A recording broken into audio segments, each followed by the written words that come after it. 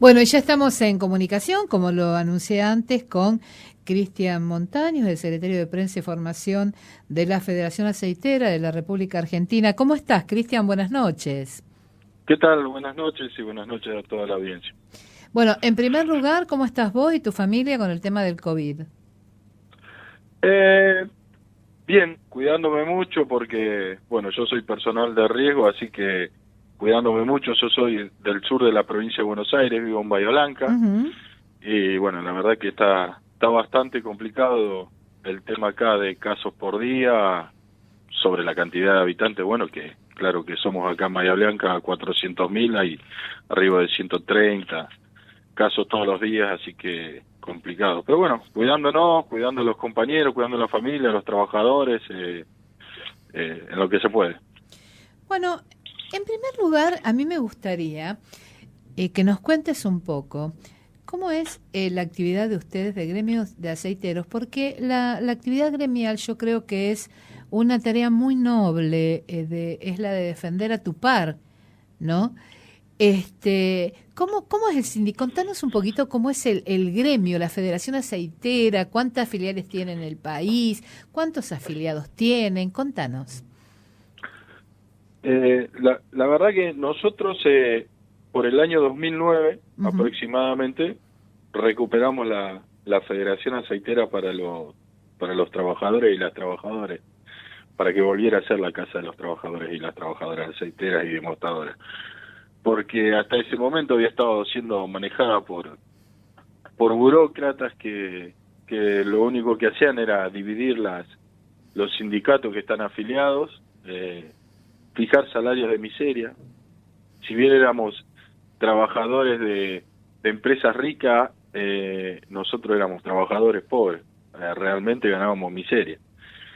Y a partir del 2009 hubo un cambio grande en donde se pudo sacar a toda esa burocracia sindical, a donde el sindicato de Rosario se vuelve a incorporar a la federación y se gana las elecciones y se puede sacar a esa burocracia. En ese momento empezó un cambio muy grande, primero en la federación y después en los sindicatos también y en las bases, en la fábrica, en los puertos, con una política nueva en la que muchos que en esa época éramos trabajadores y no creíamos en el sindicalismo, nos cambió la cabeza que venía un grupo de dirigentes a cambiar la historia y bueno, se cambiaron los dirigentes de los sindicatos, se empezaron a hacer elecciones de delegados en las fábricas y en los puertos, no teníamos delegados, se empezó a practicar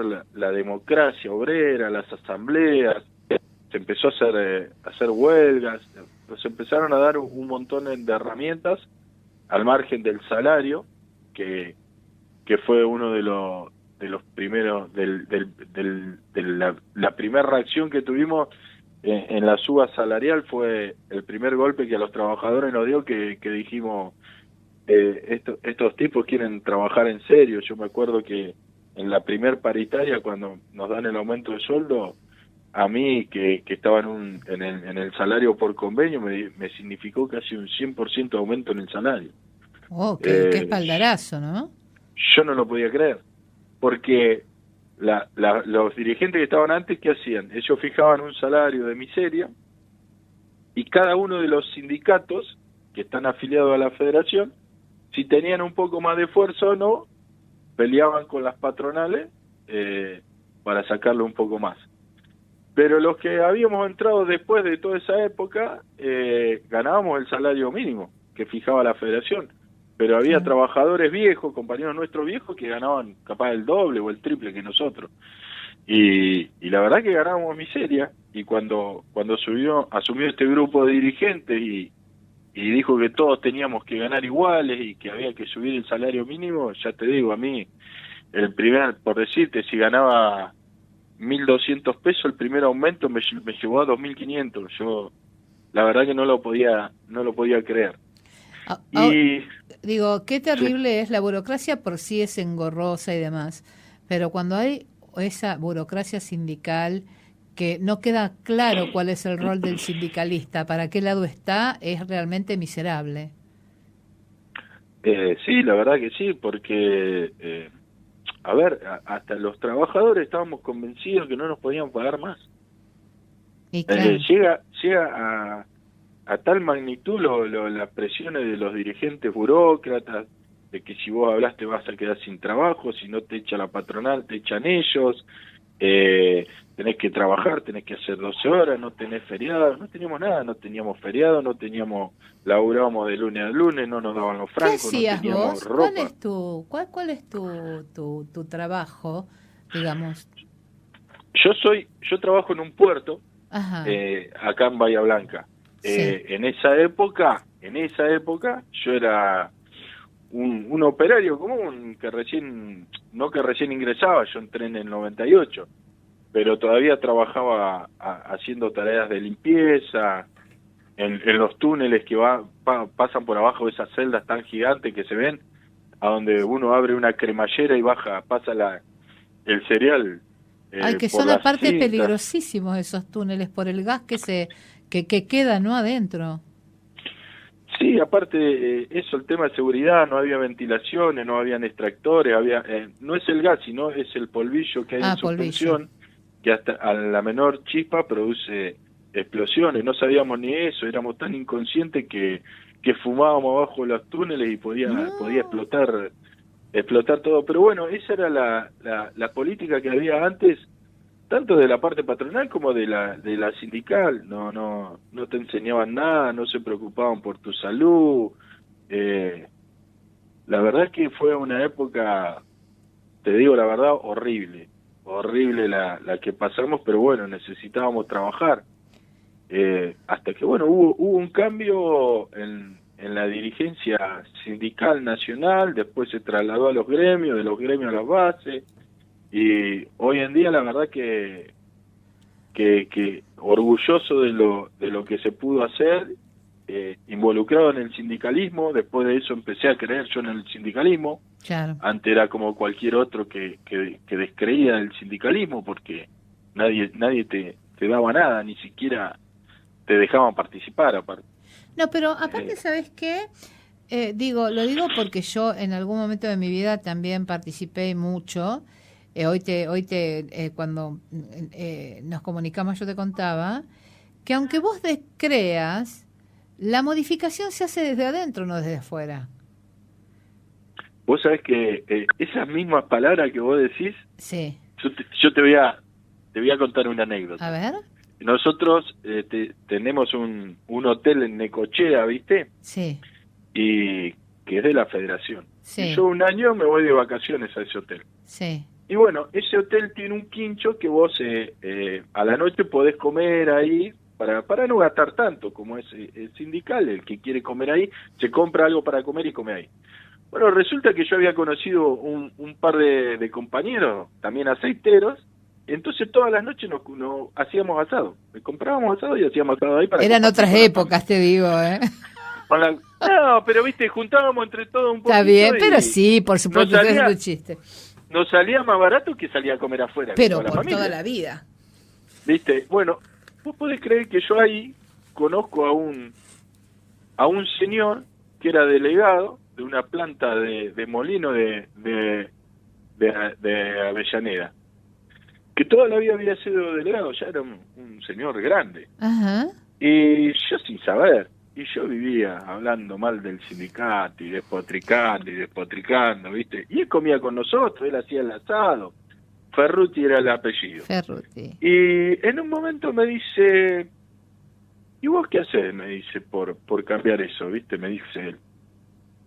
Y yo le decía, nada, ¿qué voy a hacer? Si son toda una manga de delincuentes, ¿qué? Y me dice el tipo, vos sos joven, pibe. Dice, no es así la cosa. Vos si querés cambiar la historia tenés que meter la mano en el barro y ensuciarte. La Sí, tenés sí, que sí. pelear desde adentro, dice. Porque si no, nunca la vas a cambiar. Te vas a quedar como el resto de todos los demás, dice, desde afuera, dice, protestando, rezongando y despotricando sin hacer nada. Y vos sabés que esa fue una frase que me quedó muy grabada, y después de ahí, aparte de ya los movimientos que veníamos viendo, que se venían, bueno, empecé en la parte en la parte gremial ahí en el 2009 y bueno, siendo primero hasta delegado de hecho, sin ser delegado, discutía con los patrones, ya no me importaba más si me querían echar, nada, digo, esto no puede seguir así. Después siendo delegado, comisión directiva del sindicato, y hoy siendo parte de la conducción nacional de la federación también. Aparte tenemos una secretaría hermosísima que es prensa y formación de la federación, una secretaría preciosa. ¿Cuántos gremios tenés? ¿Te acordás cuántos gremios hay en el país que remiten a la federación? Debemos ser más o menos alrededor de activos hoy 13 gremios. Sí, 13 gremios. Más no somos porque habían otras filiales, pero con esto de estas empresas agroexportadoras que empiezan a cerrar empresas chicas y esas cosas, teníamos sindicatos que eran de empresas muy chiquitas y cuando cierran esas empresas desaparecen hasta los sindicatos. ¿Perdieron muchos puestos de trabajo en los últimos años? Llámese 10 años, 8 años, 15 años, no me importa, ¿eh? No, muchos puestos de trabajo en términos porcentuales capaz que no, pero bueno, hemos perdido, pero no por un tema de rentabilidad de las empresas o de nosotros no dar la lucha, porque nosotros hemos dado luchas muy duras con aceiteras, pero bueno, las empresas toman las decisiones de que no quieren más la fábricas nuevas, recién ensambladas, y las cierran, y si no hay una política de Estado que las obligue a abrirla o les corten las exportaciones si no la hacen trabajar, para el sindicalismo es muy difícil pelearla. O sea, nosotros la hemos peleado, hemos estado 3-4 meses afuera.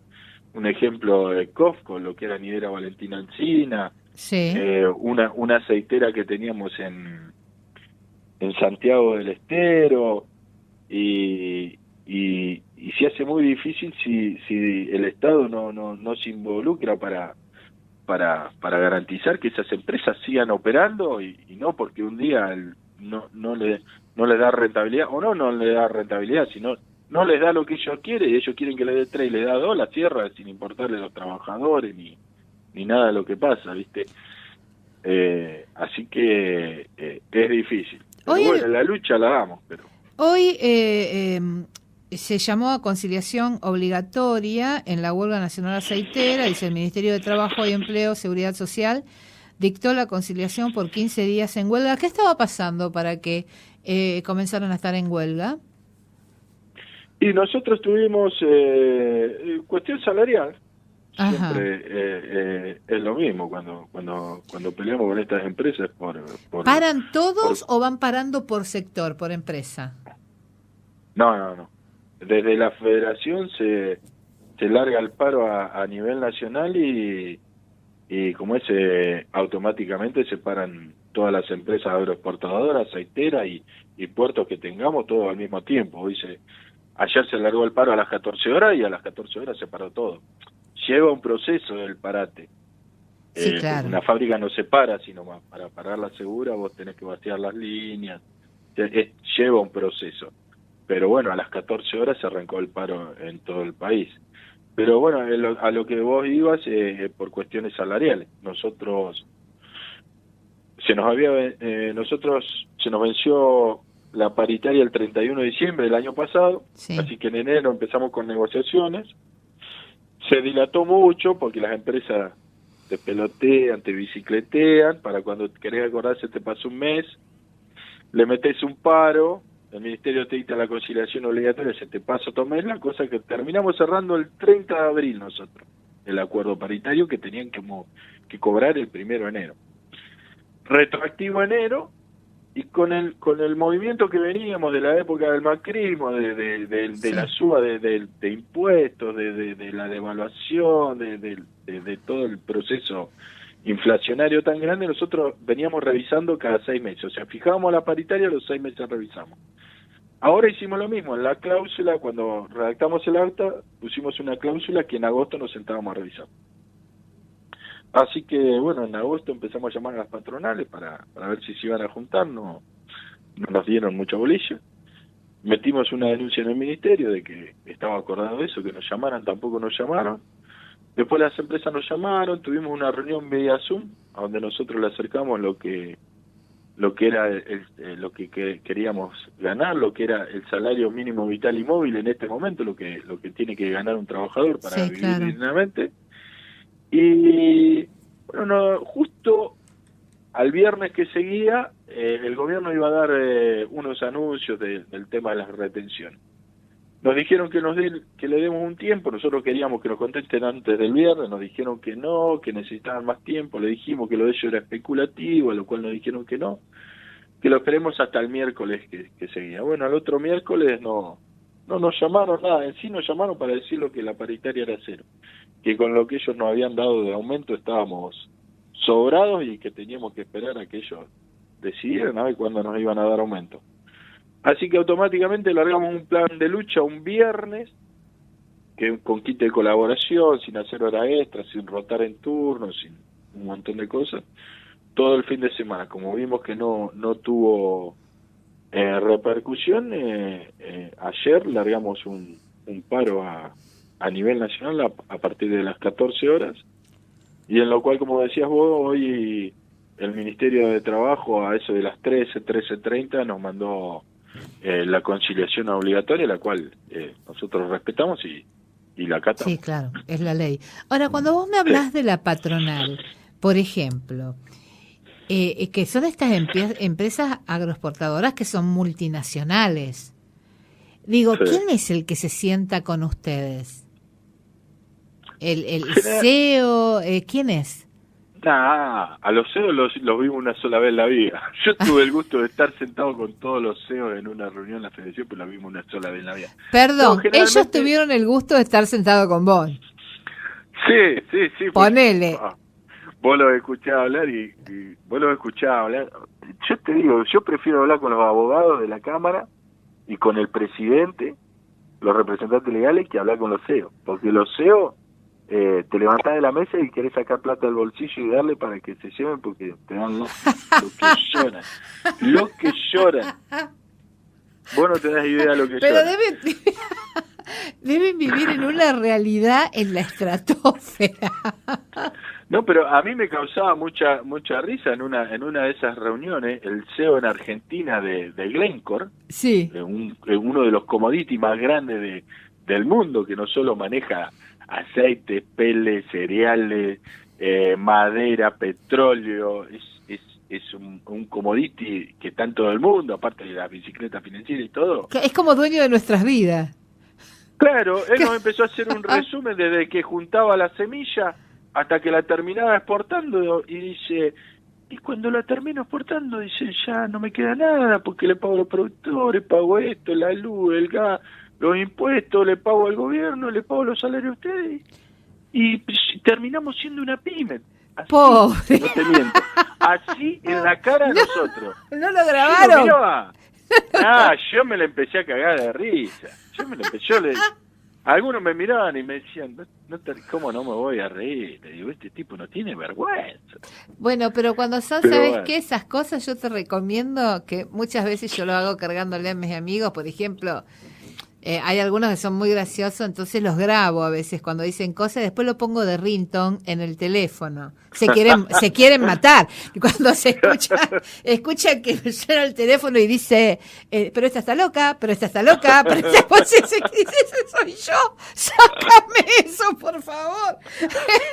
Bueno, escuchemos una cosa. ¿Qué aumento salarial piden ustedes ahora? Mira, nosotros en abril, el peón que recién ingresaba a trabajar estaba en un salario de 69.000 y pico de pesos, casi 70.000. Y hoy en día, estamos pidiendo la actualización salarial, el valor de la fuerza de trabajo de los compañeros, y tal como en la definición por el salario mínimo vital y móvil, de lo que todo representa, estamos pidiendo 81.670 pesos. Hoy. Mañana va a ser otro precio, así que cierren. Claro, es decir, lo que pasa que hoy... Y escuchemos una cosa, yo tengo esta pregunta, te voy a tirar una idea y se me está escuchando la gente de Ilenco, me va a odiar. ¿No tienen posibilidad de tener un enganche con ellos con el tema del aumento del precio del dólar? Como tienen, por ejemplo, los empleados del Poder Judicial tienen un enganche con el sueldo de los magistrados. Aumenta el sueldo de los magistrados, aumenta el sueldo de los empleados y está bien, ¿eh? Yo, todo lo que sea defender al trabajador lo voy a decir y lo voy a hacer, siempre y cuando cumpla su trabajo. Digo, ¿no existe esta posibilidad? Y yo tendría que ver que si al CEO de Glencore le dan aumento en términos de inflación como nos dan a nosotros. Si es lo mismo, en términos porcentuales hablando, no. Claro. Ahora, si a ellos no le fijan términos porcentuales, claro. Estaríamos hablando de otro tema. Bueno, pero bueno, a ver, sí. A nosotros no nos interesa ganar como un CEO, nosotros lo que queremos es vivir dignamente. Yo hablaba, a ver, vos laburás entre 8 y 12 horas a veces, dormís 8, te quedan 4, claro. En el mejor de los casos te pueden llegar a quedar 8 para convivir con tu familia. Y en esas 8 horas, si ganás un sueldo de miseria, no podés tener esparcimiento, no podés salir a tomar un helado, andar haciendo malabares para irte de vacaciones. O sea, ¿por qué el trabajador o la trabajadora tiene que trabajar solo para sobrevivir? O como muchos hablan de la canasta básica, no.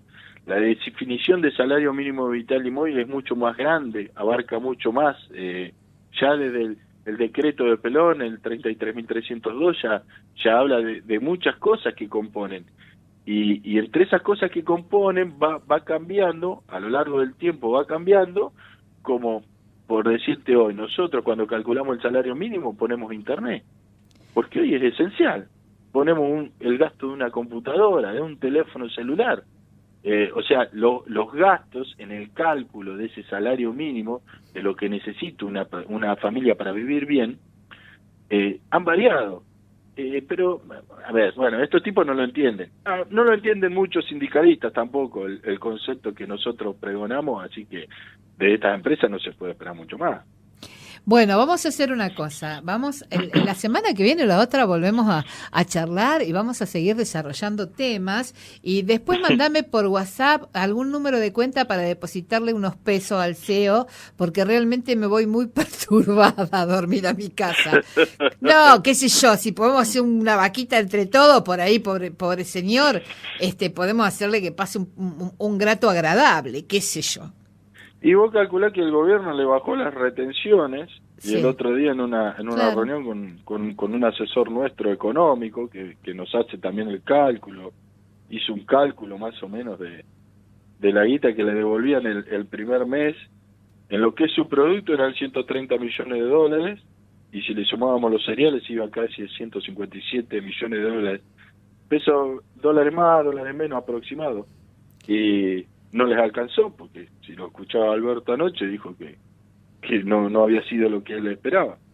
Bueno, pues así que vamos a tener que juntar unos cuantos pesos para depositar. Dejalos vivir, pobre, también. Sí, la verdad que me dan lástima. Cristian, un placer hablar con vos, nos vamos a volver a comunicar. Un abrazo a toda la gente de Aceiteros. Gracias, igualmente, y un saludo a toda la gente. Gracias, el señor Cristian Montaño, secretario de Prensa y Formación de la Federación Aceitera.